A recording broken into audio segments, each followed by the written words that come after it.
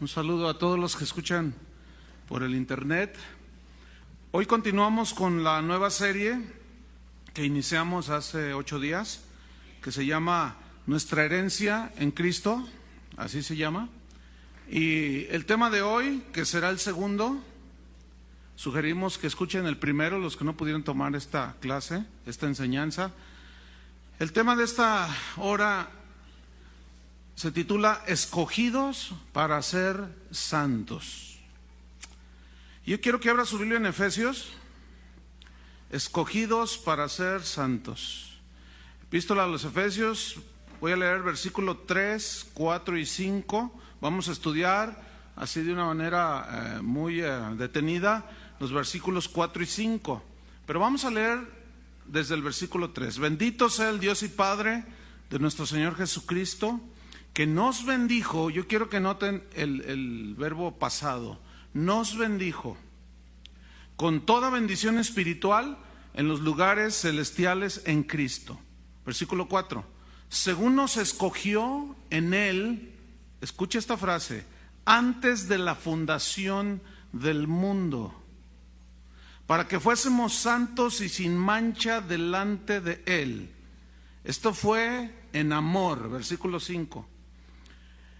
Habiéndonos predestinado para ser adoptados hijos suyos por medio de Jesucristo, según el puro afecto o deseo de su voluntad.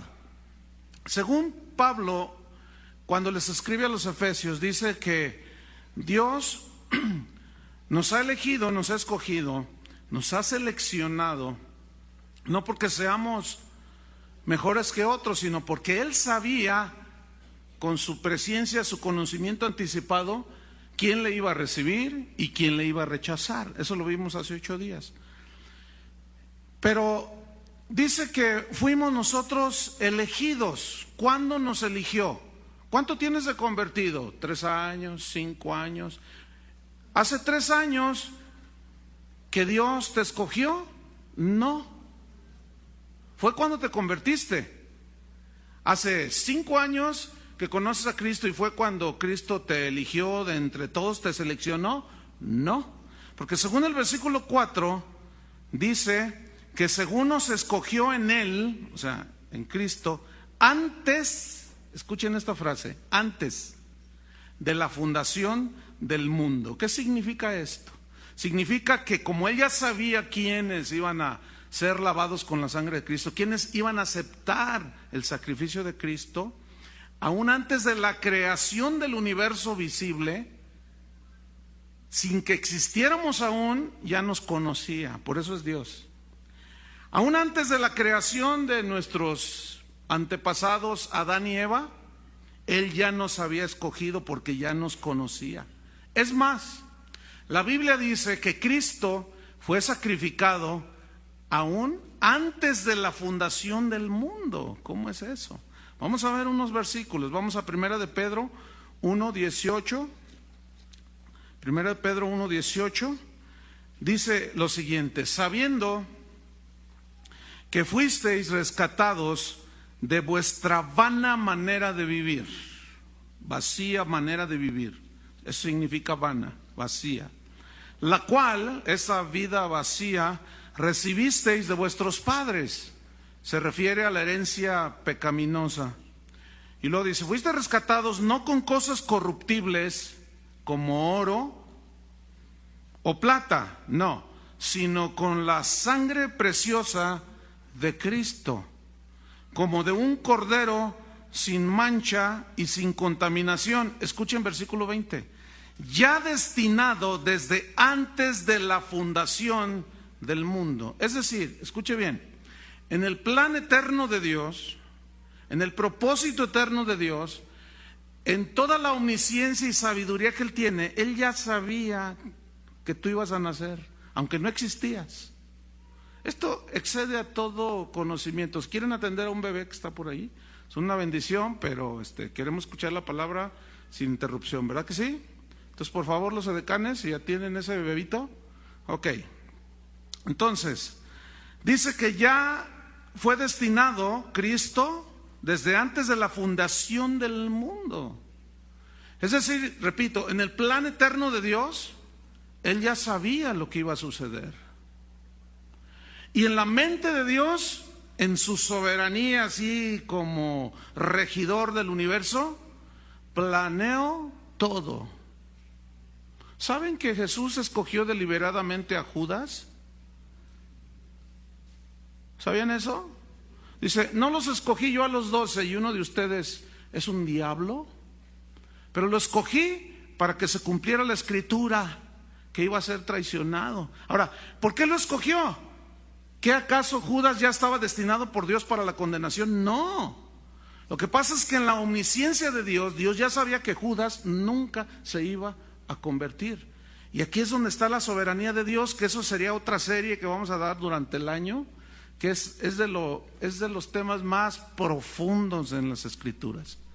Ahorita nada más estamos como tocando algunos puntos de la soberanía de Dios, de cómo Él planeó, dice, ya destinado, versículo 20, desde antes de la fundación del mundo, el sacrificio de Cristo en su plan, pero dice, manifestado en los postreros tiempos por amor de vosotros. ¿Qué se manifestó? Cristo sacrificado por nosotros. Pero yo quiero que vayan poniendo esto en su mente, desde antes de la fundación del mundo, escogidos desde antes de la fundación del mundo.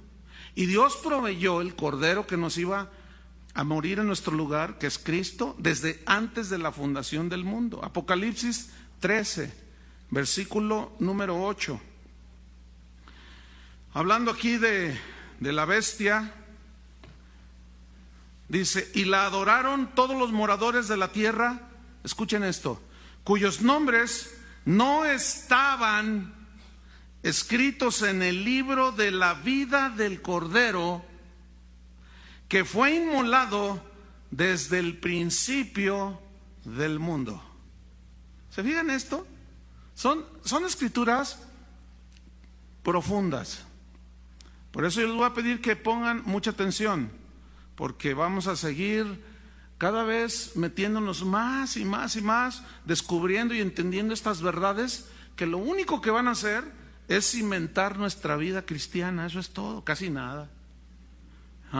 Entonces, en el capítulo 17 del mismo Apocalipsis, en el versículo 8, 17:8, la bestia que has visto era y no es, y está para subir del abismo e ir a perdición, y los moradores de la tierra, aquellos cuyos nombres no están escritos desde la fundación del mundo en el libro de la vida, se asombrarán viendo la bestia que era y no es y será. Esto está tremendo, hermanos. Dice aquí que había un libro donde estaban inscritos todos los que Dios ya sabía que se iban a convertir, que iban a recibir el sacrificio de Cristo. Pero también hay otro libro ya escrito desde antes de la fundación del mundo, donde dice que ahí están inscritos los que rechazaron a Cristo. Qué tremendo es eso. Ahora, ¿cómo fue esto? ¿Con qué propósito fue esto? Vamos a Efesios. Versículo 4 dice, entonces, nos escogió en Él antes de la fundación del mundo. ¿Cuál fue el propósito? Escuchen, al sacrificar a Cristo, el Cordero de Dios, en su plan, y que ya lo tenía todo bien delineado, Él proveyó, repito, la sangre de Cristo. Ya lo leímos ahí en 1 Pedro. Pero fíjense lo que dice aquí. Para que fuésemos santos y sin mancha delante de Él. Para que fuésemos santos. Bueno, santos ya sabemos que es una palabra que significa apartados para Él de su exclusividad, de su uso exclusivo, solamente para Él. Pero luego añade una frase muy importante que yo le ruego al Señor, así como Pablo rogaba por los efesios, para que les diera sabiduría, un espíritu de sabiduría y de revelación en el conocimiento de Dios. Escuchen esta frase: para que fuésemos santos y, ¿qué dice ahí? Díganlo fuerte: sin mancha delante de Él. Ahí va, pónganse atención. Síganme con mucha atención. La palabra que se tradujo por sin mancha es una palabra griega amomos, así como suena, que significa, escuchen bien, carecer por completo de toda mancha y defecto. Eso significa sin mancha. Les voy a dar unos segundos para que piensen y que el Espíritu Santo tome estas palabras y les haga entender una de las verdades más profundas de las Escrituras. Ahí va de nuevo. Para que fuésemos santos y sin mancha. Es decir, que nos limpió de tal manera que carecemos, escúchenme bien, de toda mancha y defecto delante de Él. Cuando una persona recibe a Cristo en su corazón y lava sus pecados en la sangre del Cordero, ¿cómo queda delante de Dios? Limpio y sin mancha, sin defecto. Justificados pues por la fe, tenemos paz para con Dios. Vamos al mismo Efesios capítulo 5, versículo 22. Va a ser necesario que muchos vuelvan a escuchar estas enseñanzas. O sea, que las escuchen. Si yo que las enseño, no se imaginan cuántas veces tengo que leer y cómo tengo que digerirlo y meditarlo, para digerirlo y luego dárselos para alimentar sus corazones. Fíjense, Efesios 5:25, ¿ya lo tiene? Fíjense lo que dice allí. Maridos, es una analogía de la familia con la iglesia. Dice, maridos, amad a vuestras mujeres, y luego dice, así como Cristo amó a la iglesia. ¿Cómo fue el amor de Cristo por la iglesia? Se entregó a sí mismo por ella, es decir, dio su vida por la iglesia. ¿Quién es la iglesia?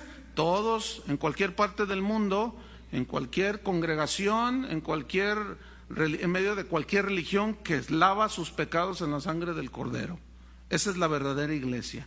Pero como denominación, o como religión, o como iglesia así específica, no hay una sola que pueda decir, nosotros somos la iglesia verdadera. Porque yo estoy convencido de que es muy posible que ni todos los que me oyen, ni todos los que están aquí sean nacidos de nuevo. Yo no lo puedo saber. Entonces, ¿quiénes son los verdaderos? La verdadera iglesia no es iglesia fulana de tal, iglesia sultana de tal. No, son los que forman parte, los que han nacido de nuevo, son los que forman parte de la iglesia. Ok. Así se entregó por ellos. Versículo 26. Se entregó para santificarla, es decir, para hacerla para Él solamente. Y luego dice, habiéndola purificado en el lavamiento del agua por la palabra. Jesús dijo, ya estáis limpios por la palabra que yo les he dado. Versículo 27, escuchen esto, a fin de presentársela a sí mismo una iglesia gloriosa que no tuviese mancha, ahí está otra vez, ni arruga, ni cosa semejante, sino que fuese santa y sin mancha. Que Dios me dé sabiduría para explicarles. Ok, una pregunta. ¿Cómo estamos delante de Dios? ¿Cómo nos ve Dios? Sin mancha y sin defecto. Ahora, yo quiero que ponga, otra vez reitero, mucha atención. Esos versículos que leímos en Efesios 1, Efesios 5, no está hablando de nuestra situación actual, sino que está hablando porque nuestra situación actual, nosotros, según Primera de Juan 3:2, si va junto conmigo, esta es nuestra situación actual, de nosotros los que somos hijos de Dios. Primera de Juan, capítulo 3, versículo 2. Escuche. Primera de Juan 3:2. Amados, ahora somos hijos de Dios. Escuchen. Y aún no se ha manifestado lo que hemos de ser, pero sabemos que cuando Él se manifieste, seremos semejantes a Él, porque le veremos tal como Él es. Escuchen bien. Delante de Dios, ¿cómo es un nacido de nuevo? sin mancha. Pero todavía este cuerpo, dice Pablo en Romanos capítulo 6, que todavía él se dio cuenta que en nuestros miembros hay una inclinación hacia el pecado. ¿Sí? Cuando Jesús le lavó los pies a los discípulos, ustedes recordarán, Pedro no quiso que le lavara los pies. Y Jesús dijo, ya ustedes están limpios. Cuando están todos limpios, no es necesario que se vuelvan a bañar, sino que se laven las manos o los pies. Ya vosotros estáis limpios por la palabra. Es decir, sin mancha, sin defecto. Así nos ve Dios a todos los que recibimos a Cristo. Ahora, dice aquí este versículo que ciertamente somos hijos de Dios, pero todavía no se ha manifestado lo que hemos de ser. Es decir, este cuerpo todavía no está glorificado. De todo el proceso de la salvación, cuando, escuchen, nos conoció, nos llamó, nos santificó, nos predestinó y nos glorificó, según Romanos, la última etapa es la de la glorificación y todavía no estamos glorificados. ¿Cómo seremos glorificados? Con el mismo cuerpo que Cristo tenía cuando resucitó. Y eso será cuando Él venga por su iglesia. Si Él viniera ahorita, seríamos transformados, dice Pablo a los tesalonicenses. Cristo resucitarán con cuerpos glorificados, semejantes a los de Cristo. Ok. Primera de Juan, capítulo 1, versículo 8. Primera de Juan 1, 8. Si decimos que no tenemos pecado, ¿qué sucede? Nos engañamos a nosotros mismos y la verdad no está en nosotros. Si confesamos nuestros pecados, Él es fiel y justo para perdonar nuestros pecados y limpiarnos de toda maldad. Si decimos que no hemos pecado, le hacemos a Él mentiroso y su palabra no está en nosotros. Capítulo 2, versículo 1. Hijitos míos, estas cosas les escribo para que no pequéis. Y si alguno hubiere pecado, abogado tenemos para con el Padre, a Jesucristo el justo.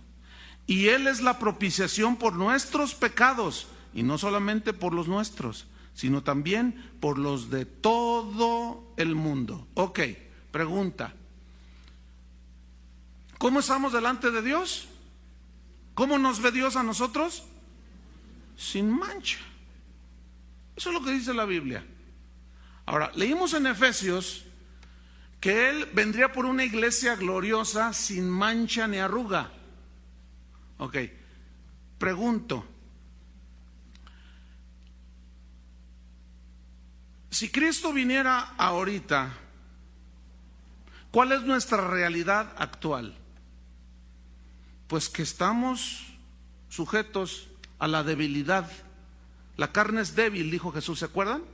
Entonces, ahí va, pongan mucha atención. Es que trato de que pongan atención, no se me distraigan, porque esto es muy importante. Desde la perspectiva de Dios, Él nos ve puros y sin mancha. Pero desde nuestra perspectiva o nuestra situación actual, es muy posible que hace 2 horas hayas dicho una mentira. Ahora, les voy a hacer una pregunta. Si Cristo viniera en este momento, ¿cuántos hijos nacidos de nuevo se irían con Él? Bíblicamente, todos. Muy bien. ¿Por qué? Porque delante de Él estamos limpios y sin mancha, sin defecto.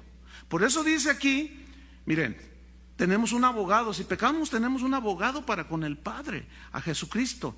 Pero yo quiero que usted entienda que si confesamos nuestros pecados y Él es justo para perdonarnos, no es el perdón de la redención, el rescate, lo recibimos totalmente cuando recibimos a Cristo en nuestro corazón.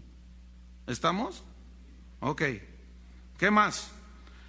Por esta razón, fíjense, en base a esto es que la salvación, afirmamos terminantemente, según la Biblia, no se puede equivocar Dios.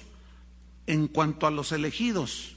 Por eso la Biblia asegura que la salvación no se pierde. ¿Qué es tan segura la salvación? Porque no puede ser de otra manera.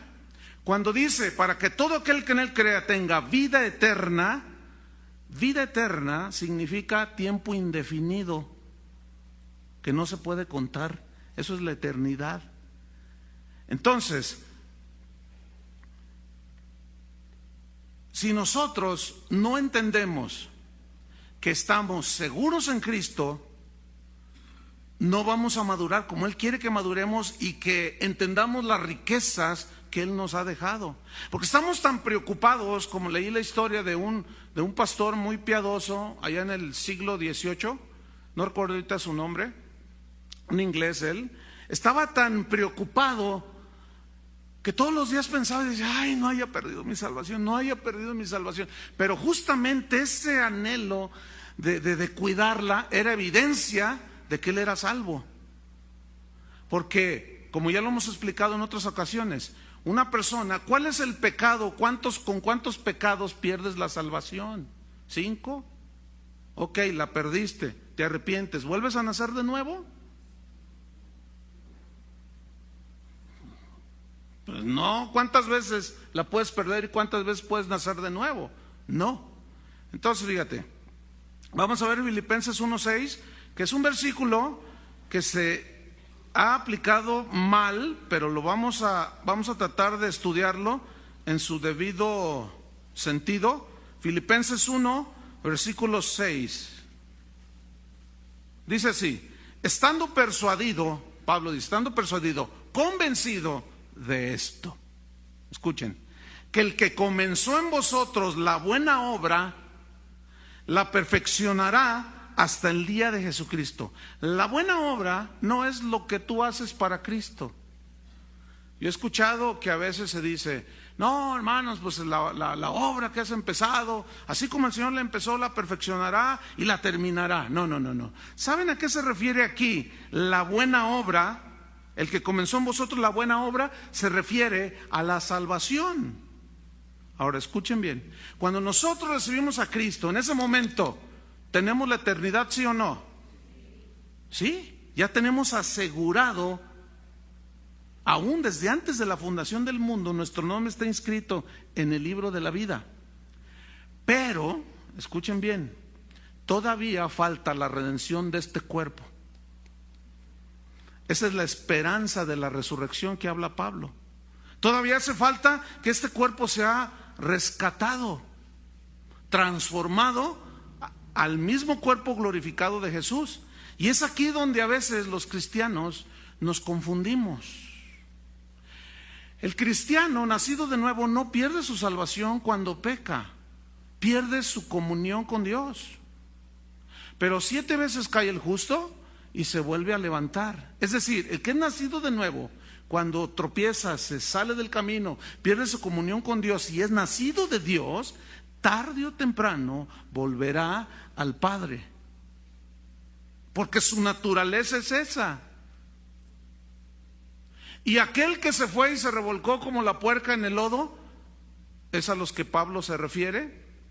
Pedro, el apóstol, mejor dicho, salieron de nosotros, salieron de nosotros, pero no eran de nosotros. Y Pedro dice, les ha sucedido lo del verdadero proverbio.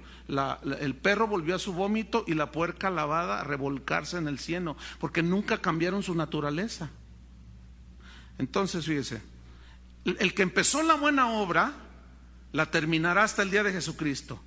Es decir, hay una completa seguridad, porque fue hecho desde antes de la fundación del mundo, el sacrificio de Cristo, tu elección, tu escogimiento, que no hay absolutamente nada que suceda que te arrebate de la mano de Dios si tú eres hijo de Dios.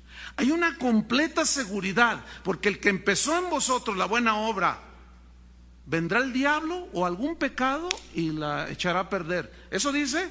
No, la perfeccionará, la terminará hasta cuando venga Jesucristo.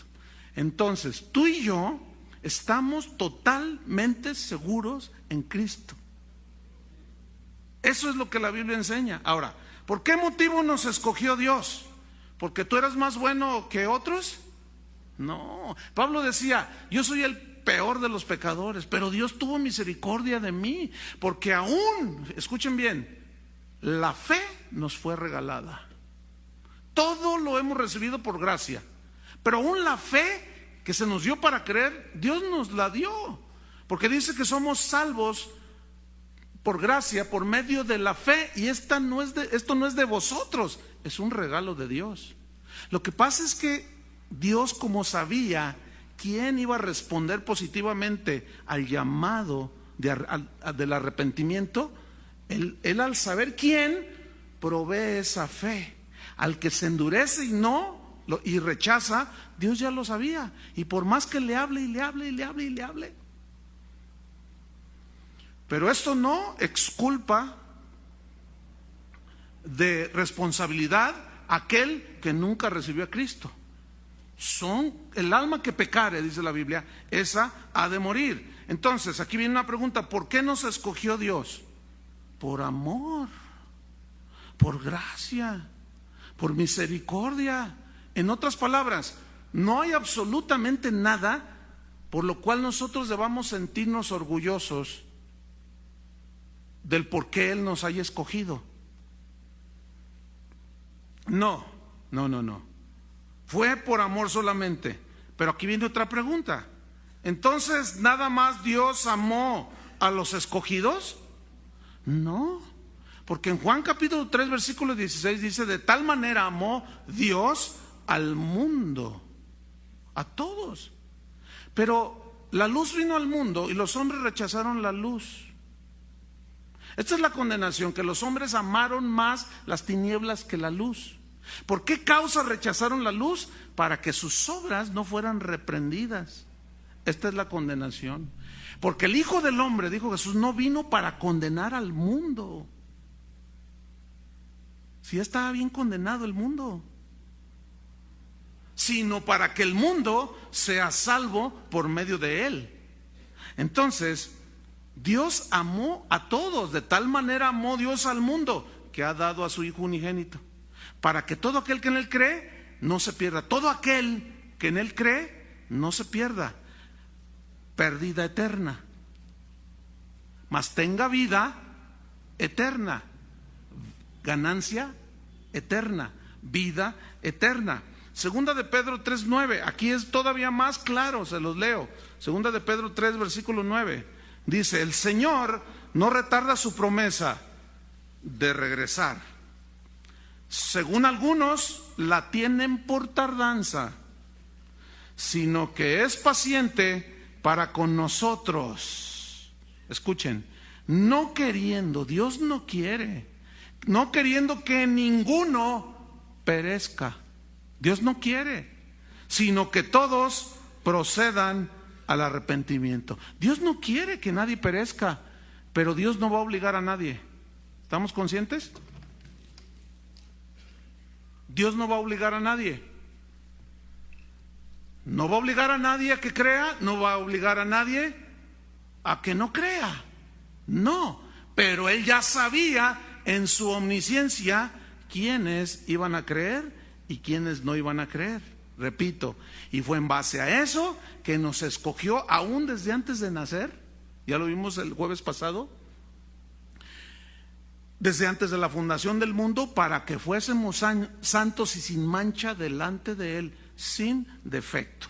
Eso es lo que las Escrituras enseñan.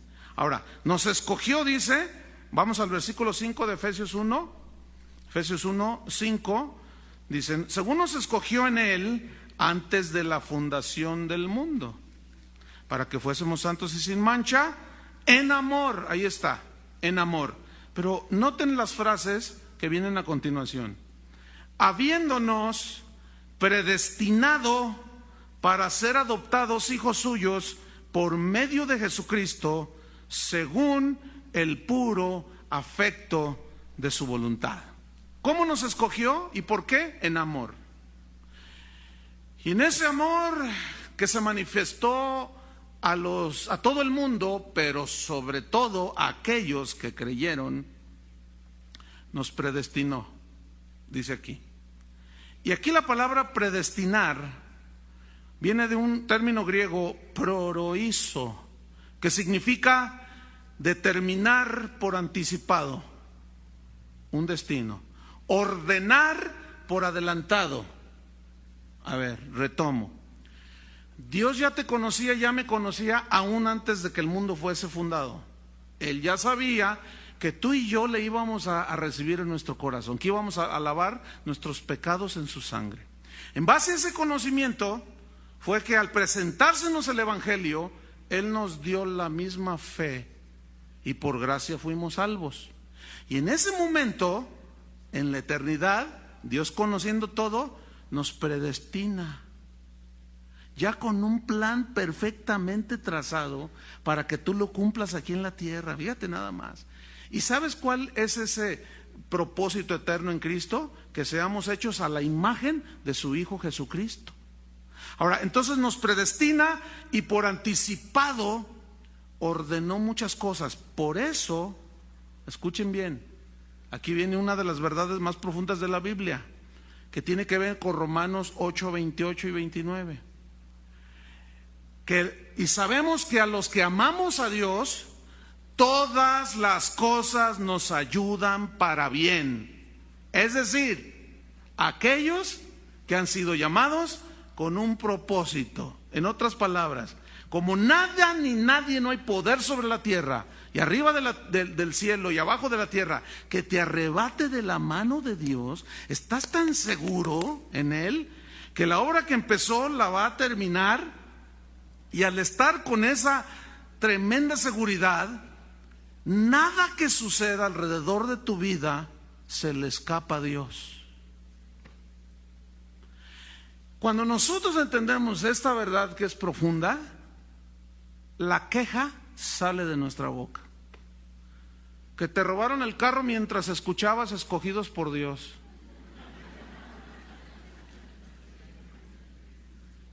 Escúchame bien. Si tú agarras esto, tú no te imaginas el cimiento que vas a tener. Porque en la supereminente grandeza del poder de Dios, Él es tan sabio, tan poderoso, que sabe transformar de lo negativo bajo nuestra perspectiva, porque nosotros vemos las cosas bajo nuestra perspectiva como algo negativo. Por ejemplo, yo bajo mi perspectiva humana, veo con tristeza, así me dolió y todo, cuando mi padre murió hace un mes. Pero desde la perspectiva de Dios, mi padre está mucho mejor que yo y que tú.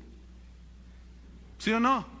Pero nosotros estamos aquí y lloramos y nos ponemos tristes. De pronto entra así y estoy en mi casa y a veces como que le quiero hablar porque se acostumbra uno a las personas y de pronto ya no está y de pronto así. Eso es desde la perspectiva humana. Y si te enfermas, yo lo veo desde mi perspectiva humana, que es algo feo, y empiezo a atar al diablo con 20,000 nudos. Y cuando no entiendo por qué Dios permite cosas, me frustro, murmuro, me quejo y no maduro. Hasta en verso salió. Y lo que Dios quiere es que entendamos. Por eso Pablo más adelante ora para que Dios les dé espíritu de sabiduría y de revelación en el conocimiento de su voluntad. Por ejemplo, fíjense, en Hechos 4:27, hablando de cómo Él ordenó por anticipado. ¿Ustedes sabían que Cristo ya sabía que venía a la tierra? ¿Sí o no? ¿Se acuerdan cuando dice que cuando lo prendieron en el huerto, decían los Caifás, decían, no, pero no lo matemos cuando está la fiesta de la Pascua porque se nos arma el San Quintín con todo el pueblo? Hagámoslo después. Pero dice la Biblia que Dios tenía todo preparado para que Cristo muriera durante la Pascua. Entonces las cosas suceden, escúchenme bien, no cuando tú quieres, no cuando yo quiero. Escúchame bien, tú te convertiste no cuando quisiste. Eso se te va a volar. Te convertiste cuando Él quiso. Porque ya estaba todo ordenado para nuestra bendición. Fíjate lo que dice Hechos 4:27. Porque verdaderamente se unieron en esta ciudad contra tu santo Hijo Jesús, a quien ungiste, Herodes y Poncio Pilatos con los gentiles y el pueblo de Israel, para hacer que sucediera cuanto tu mano y tu consejo habían antes determinado que sucediera. Ay, esto a mí me funde los fusibles. A mí me funden los fusibles. Yo no sé a ustedes. A mí los cables se me cruzan y hace cortocircuito. Es que voy a leerlo de nuevo. Se juntaron Pilatos, Herodes, Caifás, todos aquellos, para hacer cuanto tu mano y tu consejo habían antes. ¿Cuándo es antes? Desde antes de la fundación del mundo. Había Dios antes determinado que sucediera. Wow. Escúchame bien. Dios ya sabía que el jueves 8 de febrero del 2007 tú ibas a estar escuchando esto. Y tú viniste, sí, porque quisiste. Dios respeta ciertamente, pero como Él sabe todas las cosas, prepara todo para que tú escojas bien. Y cuando escoges mal y te equivocas y nos tropezamos, Él tiene tal sabiduría que aún de nuestros errores saca las cosas positivas. Eso fue lo que le sucedió a José. Con sus hermanos lo vendieron, pero tenía una revelación que tú y yo necesitamos tener. No se preocupen haberme vendido acá, porque Dios tenía preparado todo. Eso es revelación. Cuando te veas enfermo en una cama, no reprendas al diablo en primera instancia. Pregúntale a Dios dos cosas. Señor, ¿esto es consecuencia de mi desobediencia? ¿Estás tratando conmigo? Y tenlo por seguro que Dios te lo va a revelar, te lo va a contestar. Y si tú ves que no, que caminas con Dios, entonces dile, ¿qué me quieres enseñar? Y Él te va a decir qué te quiere enseñar. Vas a ver. Ahorita les voy a poner más ejemplos de estos. 1 Corintios 2:6. 1 Corintios capítulo 2, versículo 6. Les leo. Sí, sabiduría entre los que han alcanzado madurez. O sea que es muy posible que no todos tal vez puedan entender esto en una dimensión lo suficientemente profunda para que tengan tal seguridad, porque pueden ser nuevos, pero aún así un nuevo puede tener revelación de Dios. Escuchen. Y sabiduría no de ese siglo ni de los príncipes de este siglo que perecen, mas hablamos sabiduría de Dios en misterio, sabiduría oculta, la cual Dios, escuchen, predestinó antes de los siglos para nuestra gloria, para nosotros. ¿Para quién es eso? Cristo, poder de Dios, sabiduría de Dios. Para nosotros, poder de Dios, salvación. Para los que se pierden, locura. Pero para nosotros, ay sí, dice allá el que no entiende esto. Ay sí, ¿a poco eres santo? Y tú le dices, sí. Y sin mancha delante de Dios. ¡Ah! Se ríe de ti. Pues claro, yo también me reiría si no fuera nacido de nuevo. Pero esta es sabiduría oculta que ellos no pueden entender. ¿Cuántos entienden lo que estamos hablando? Esto fue, fíjate otra vez, ahí está, predestinado antes de los siglos para nosotros. Este conocimiento es para ahora, para nosotros. Versículo 8. La que ninguno de los príncipes de este siglo o de este mundo conoció, esa sabiduría, no. Porque si la hubieran conocido, habrían crucificado al Señor de gloria. Antes bien, como está escrito, cosas que ojo no vio. Esto es espiritual, ¿eh? Se refiere a eso aquí. Se refiere a las cosas espirituales. Porque Pablo a los mismos efesios les dice, porque Pablo a los mismos efesios les dice que abra los ojos de su entendimiento. ¿Qué? ¿Tienes 4 ojos o qué? Está hablando de los ojos espirituales. ¿Estamos? Cosas que ojo no vio, ni oído oyó, ni han subido el corazón de hombre, son las que Dios ha preparado. ¿Para quiénes? Para ti y para mí, para los que aman a Dios. Versículo 10. Pero Dios nos las reveló a nosotros por el Espíritu. Porque el Espíritu todo lo escudriña, aún lo profundo de Dios. Versículo 12. Y nosotros no hemos recibido el espíritu del mundo, sino el espíritu que proviene de Dios. Escuchen, para que sepamos lo que Dios nos ha concedido. Para que sepamos, eso es conocimiento. Versículo 13. Lo cual también hablamos no con palabras enseñadas por sabiduría humana. Oiga, ¿usted piensa que a alguien se le puede ocurrir eso? ¿Que Él nos escogió desde antes de la fundación del mundo? Pues ¿quién va a creer eso? Sin embargo, este es algo escondido que es revelado a los hijos de Dios, como usted y como yo. ¿Qué más dice? Sino con las que enseña el Espíritu, acomodando lo espiritual a lo espiritual. Pero el hombre natural no percibe las cosas que son del Espíritu de Dios, porque para él son locura. El hombre natural es el hombre no nacido de nuevo. Y no las puede entender, porque se han de discernir espiritualmente. Ahora, otra vez, ¿cómo estás desde la perspectiva de Dios? ¿Cómo te ve? Sin mancha. Pero los de afuera te van a decir, no manches. ¿A poco te crees muy santo? Te van a decir. No, hombre, ¿qué te pasa? Si el otro día te vi, ¿cómo le gritaste a tu esposa? Sí, pero si confesamos nuestros pecados, Él es fiel y justo. Nuestra condición actual está sujeta a la debilidad de este cuerpo, pero cuando Él complete la obra que inició, seremos transformados, hermanos.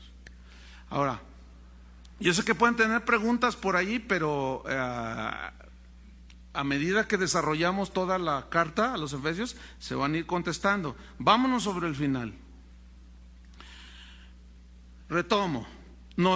En amor nos escogió, nos predestinó y ordenó por adelantado cosas que nosotros ignoramos, pero que cualquier cosa que suceda nos ayudan para bien. Entonces, fíjense, por amor sacrificó a su hijo. Según Efesios 2, 4 y 5, si se fijan ahí en Efesios.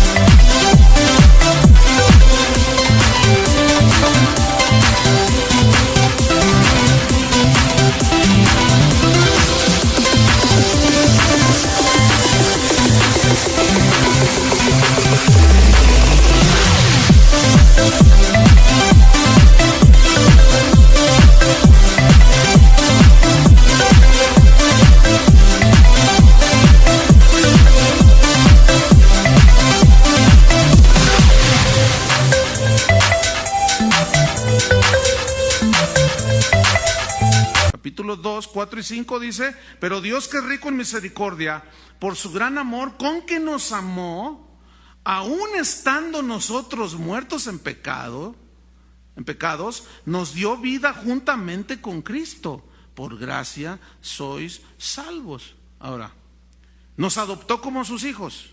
Nos dio el espíritu de adopción, el cual clama ahora: Abba, Padre, eres mi Padre, Dios. Ahora somos hijos de Dios. Y aún no se ha manifestado lo que hemos de ser. Pero Dios, al que ama, ¿cuántos se sienten amados por Dios? Dios al que ama disciplina, corrige, porque nos quiere formar a su imagen y semejanza. Escuchen, nos libertó del pecado. Él no quiere que pequemos, eso no es su voluntad. Por eso dice: estas cosas les escribo, hijitos míos, para que no pequéis. Mas si alguno hubiere, o sea, es como algo eventual, ya no es la práctica del pecado. Si tú sigues viviendo, practicando constantemente, día tras día tras día, los mismos pecados, tú no eres hijo de Dios, aunque pongas cara de San Crisóstomo y las señoras de Santa Teresita del Niño Jesús. Por más carita de santo que quieras poner, eso no te santifica. Te hace limpio, sin mancha y sin defecto el creer que Cristo murió por ti en la cruz. Te arrepientes de tus pecados y en ese momento pasas a tener una posición, según Efesios 1:3, en los lugares celestiales en Cristo. Nos bendijo, pasado, con toda bendición espiritual en los lugares celestiales con Cristo.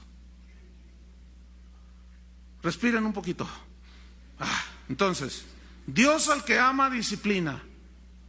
Porque si no te disciplina Dios, es que no eres su hijo. Entonces eres bastardo. Se oye feo, pero así es. ¿Sabían ustedes que fue por amor que Dios le envió un aguijón al cuerpo de Pablo? Pero fíjense, al desconocer todo lo que hemos estado hablando, los cristianos, yo he escuchado predicadores que dicen: no es la voluntad de Dios que te enfermes. Si tú te enfermas, es el diablo quien te está atacando. ¿Han oído esos? No es su voluntad. Entonces, ¿por qué Pablo se enfermó? Y Pablo dice, ahí en 2 Corintios, capítulo 12, del versículo 1 al 10, dice que él fue arrebatado al cielo, al paraíso de Dios, donde vio cosas que se le prohibió que hablara de ellas, porque son inefables. Es decir, inefable significa impronunciables, difíciles casi imposibles de entender. Dice: y para que la grandeza de las revelaciones que Dios me dio cuando me llevó a su misma presencia no me enaltecieran sobremanera, que el orgullo no se me subiera, me fue dado un aguijón en mi carne, un mensajero de Satanás que me abofetee. Esa palabra bofetear en el griego significa traspasar la carne. Todos los teólogos, casi sin excepción, están de acuerdo en que era una enfermedad en el cuerpo de Pablo. Ahora, pregunto, ¿Pablo tenía fe? Pues un día se le prendió una serpiente y nomás la sacudió y no le pasó nada. En otra, oraba y se paraban los paralíticos y resucitaban, y un día se le cayó uno porque predicaba como servidor largo. Él predicaba más largo, eso es lo que a mí me hace sentir bien. Dice que disertaba desde la mañana hasta el anochecer, y estaba ahí la cosa tan tremenda que estaba un muchacho por ahí en una ventana como en el segundo piso y se quedó dormido, como algunos de ustedes comprenderán, y que se cae el chavo, que se cae y se mató, murió. Pero Pablo dice: no se preocupen, y va y lo abraza. Un milagro extraordinario. Que si tenía fe, claro que tenía fe. Entonces, ¿qué pasó allí? ¿No supo atar al diablo con nudo ciego o qué? Fíjense, escuchen bien, Pablo tuvo la revelación del por qué Dios permitió una enfermedad en su cuerpo, para evitar que pecara. ¿Qué hacemos los cristianos de hoy? Luego empezamos a hacer una atadera y un rollazo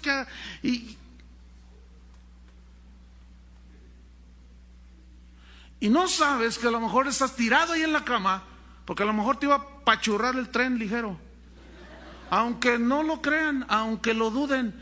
Miren, cuando lleguemos allá, dice Pablo, entonces entenderé cómo fui conocido. Ahora veo como por un espejo. Vemos así como una nube. No podemos ver claro, no entendemos todas las cosas. Pero cuando estemos allá, dice, conoceremos todo. Que si lo te me preguntaron, ¿nos conoceremos allá en el cielo? Por supuesto que sí. Pero ¿cómo será? Tú lo estás viendo desde la perspectiva humana. Acuérdate que va a haber cuerpo glorificado. Entonces, por amor, Dios permitió que un mensajero de Satanás abofeteara a Pablo, o sea, una enfermedad. Y escuchen lo que dijo Pablo: acerca de la cual, o de ese aguijón, he rogado 3 veces que lo quite de mí. ¿Tenía fe Pablo? El apóstol de la fe. He rogado 3 veces y Dios me ha dicho: no, no, no. No te lo quito, porque te me vuelves loquito. No te lo quito, Pablo. Pero escuchen, Pablo supo entender qué es lo que nos falta entender a ti y a mí. Supo captar que Dios lo estaba librando de pecar. Por eso escribió: y para que la grandeza de las revelaciones no me exaltasen, me fue dado un aguijón. Y yo le he pedido a Dios: Señor, quítalo. Dice: no, porque si te lo quito, te enorgulleces y quiero librarte de eso.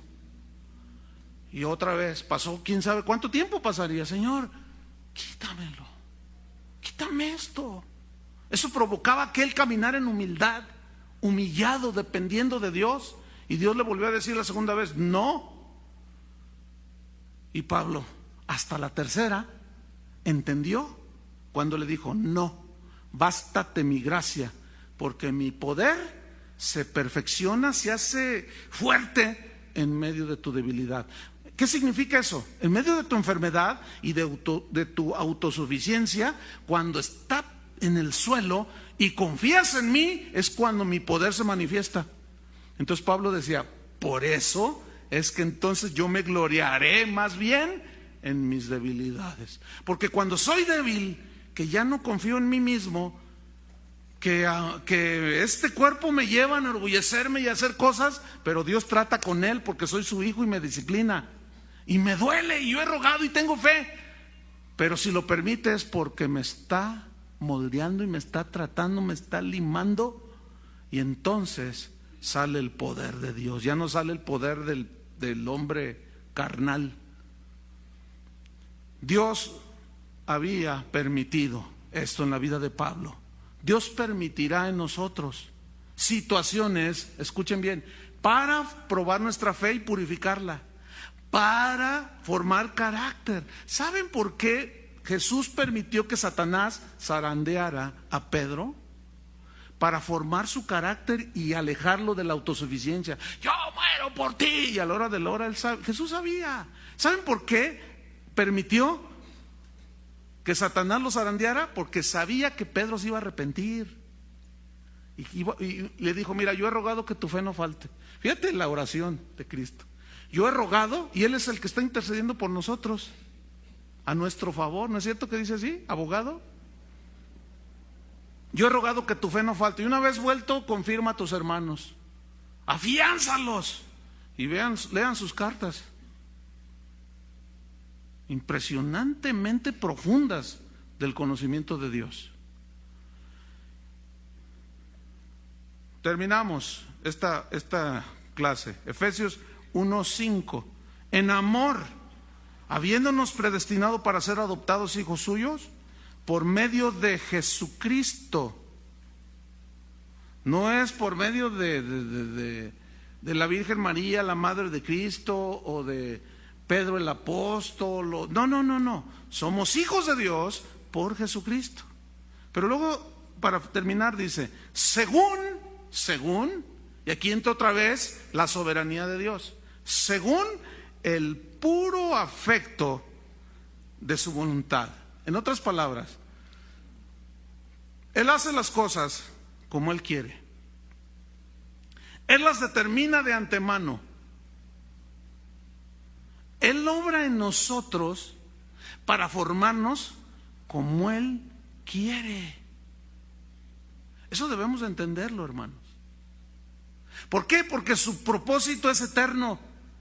Él quiere que reflejemos aquí en la tierra la imagen de su Hijo. Entonces, ¿por qué Él obra como Él quiere? Te voy a decir por qué. Porque Él es Dios. Porque Él es omnisciente, todo lo sabe. Porque Él es omnipresente y todopoderoso. Él conoció, desde antes que nacieras, te conoció. Ya naciste, conoció tu pasado, conoce tu presente y conoce tu futuro. Y el sacrificio de Cristo tiene el poder para perdonar nuestros pecados pasados, presentes y futuros. Esto excede al conocimiento o a la mente que no es nacida de nuevo, no, para nada. Si nosotros escuchamos esto y decimos, ay, qué tremendo está esto, pero aún así nos queda así como, no sé si a ustedes, pero a mí sí, yo me maravillo y me quedo como Pablo. Tomo sus palabras para cerrar, cuando le dijo a los romanos en el capítulo 9, al hablar de la sabiduría de Dios, de todo lo que hizo, o profundidad de las riquezas, de la ciencia y de la sabiduría de Dios, del conocimiento que Dios tiene. Cuán insondables son sus juicios, sus decisiones, ahí quiere decir juicios. Insondables significa que no pueden ser confrontados, porque son dados por un Dios que no se equivoca, que Él sí es infalible. Entonces Pablo lo único que le quedó decir es, que le quedó fue decir, oh profundidad, sí, de las riquezas, de la ciencia, de la sabiduría de Dios. Cuán insondables son sus juicios, sus decisiones, e inescrutables, o sea que no pueden ser torcidos, sus caminos. No queda más que decir eso, ¿no es verdad? Pero ¿qué nos toca? Creer que esto que dice aquí, que Él nos bendijo con toda clase de bendición espiritual, nos bendijo ya, somos inmensamente ricos.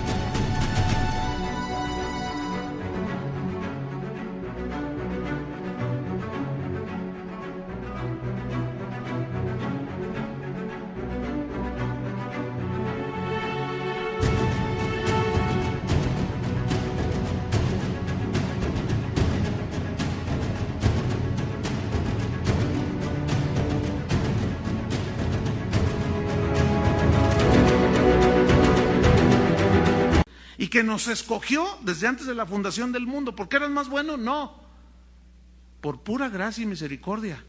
Pero Él ya sabía quiénes le iban a recibir y quiénes le iban a rechazar. Y te escogió en amor, te limpió y estás delante de Él, estamos delante de Él, sin mancha, sin defecto. Esto a mí, al menos, ¿saben qué infunde en mi corazón y en mi espíritu? Temor de Dios. ¿Qué es temor de Dios? Reverencia a Dios. Y como Julio cantaba hace un rato, si todo lo diste por mí, algo así, yo también quiero dar todo. Así va, ¿cómo es la frase? Si todo lo diste por mí, yo quiero vivir para ti. Yo no sé usted, pero a mí es lo único que me queda. Si todo lo dio por mí, hizo todo esto por mí, ¿qué más me queda? Vivir para Él. Cierra sus ojos.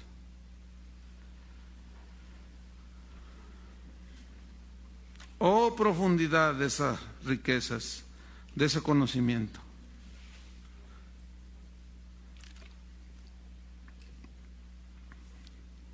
Señor,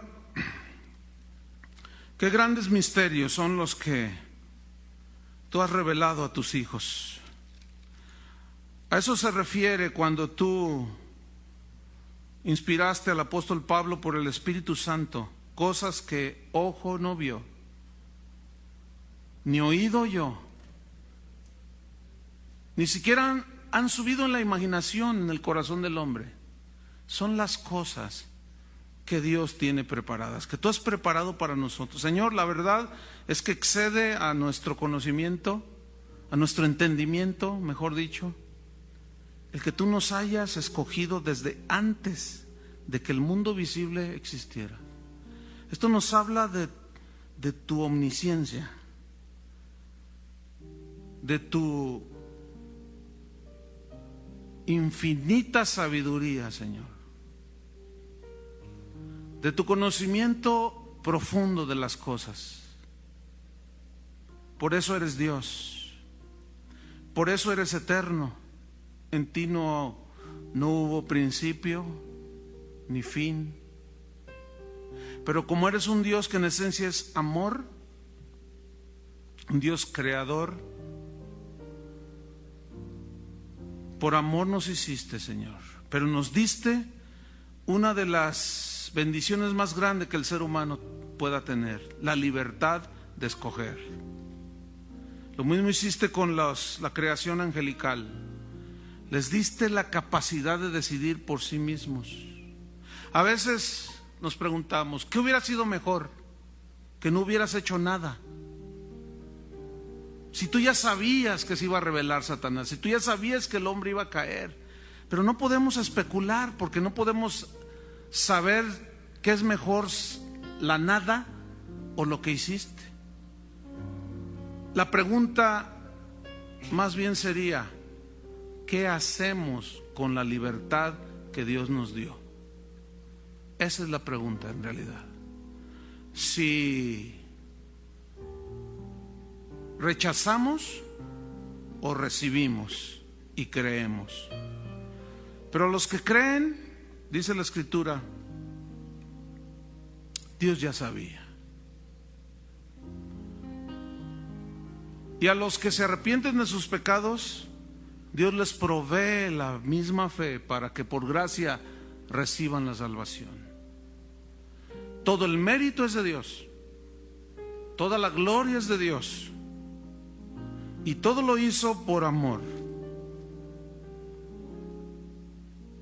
Y nos trazaste un destino anticipado, Señor. Nos predestinaste. Y ahora que somos hijos, a veces fallamos, nos tropezamos. Pero tu palabra dice que si confesamos nuestros pecados, Él es fiel y justo. Pero delante de ti, Señor, según tu palabra, estamos sin mancha, sin defecto. Por eso es necesario que Él venga por su iglesia. Porque si Él esperara venir hasta el día en que la iglesia, los creyentes estuviesen sin manchas ni pecado, nunca vendría el Señor. Lo cual comprueba que delante de Él nuestra posición es justificados, pues por la fe tenemos paz. Hemos hecho las paces con Dios. Si hay alguien aquí que no ha hecho las paces con Dios, arrepiéntase de sus pecados.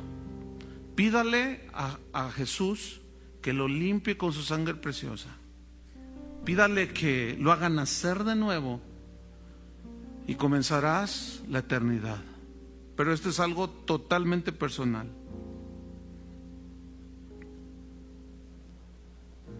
Pongámonos de pie. No queda más que decir como Pablo: oh profundidad de las riquezas, con una alabanza a Dios. Levante sus manos a Dios. Aleluya. No hay nada, hermanos, por lo cual nos debamos de enorgullecer, de sentirnos más que otros. No, porque todo lo que tenemos, todo lo que somos, ha sido dado por gracia. Si tú tienes dones del Espíritu, fueron dados por gracia. Si tú eres inteligente para los negocios, Él es el que te ha dado el poder para hacer la riqueza. Si tú tienes favor con los hombres, el favor lo provoca Dios. Si tú tienes una inteligencia muy desarrollada, Dios te dio esa inteligencia. Pero si todo lo dio por nosotros, ¿cómo no vivir para Él? No hay otra. Los hijos de Dios vivimos para Dios. Sea que vivamos o que muramos, somos del Señor. Y en una alabanza, con nuestras manos alzadas: Señor, gracias. Gracias, Señor. Danos un espíritu de sabiduría y de revelación, Señor. Que conozcamos esas profundidades de las que habló Pablo, de las riquezas. Esas cosas que ojo no vio ni oído yo. Esas cosas secretas que tienes para los que te aman. Esas cosas que vienen a hacer sólida nuestra vida cristiana y nuestra relación contigo. Acomodando lo espiritual a lo espiritual. Revelándonos, Señor, día con día, quiénes somos en Cristo, qué estamos haciendo aquí en esta tierra, por qué es que venimos a congregarnos, por qué leemos las Escrituras, por qué hacemos lo que hacemos. Ciertamente para el mundo esto es locura, pero para nosotros es riquezas espirituales en Cristo. Señor, muchas gracias. Te bendecimos, te damos toda la gloria, toda la alabanza, toda la honra pertenecen a ti, Señor, porque tú eres antes de todas las cosas y todas las cosas en ti subsisten. Y tú conoces la necesidad de cada uno de tus hijos que está aquí. Tú conoces sus lágrimas, conoces sus gozos, conoces sus necesidades. Todo lo conoces, Señor. Y como Padre, suples también, Señor, nuestras necesidades. Tú eres bueno, Señor. Tal vez estás tratando con algunos en alguna situación. Revélanos, Señor, ¿por qué? ¿Por qué? ¿Cuál es el propósito? Así como le revelaste a Pablo y él lo entendió, para que no se enorgulleciera. ¿Por qué estamos pasando lo que estamos pasando? Para ser más humildes, para aprender obediencia, para que nuestra fe sea probada y sea purificada. Yo no sé, qué sé yo, pero revélanos, Señor. Y en ese nivel tendremos contentamiento, Señor. Por eso decimos como Pablo, que estamos seguros que ni la tribulación, ni la angustia, ni la persecución, ni el hambre, ni la desnudez, ni el peligro, ni la espada, ni lo alto, ni lo bajo, ni lo profundo, ni ángeles, ni principados, ni potestades nos podrán separar del amor de Dios que es en Cristo Jesús. Estamos seguros en Cristo, hermanos. Amén. Que Dios los bendiga.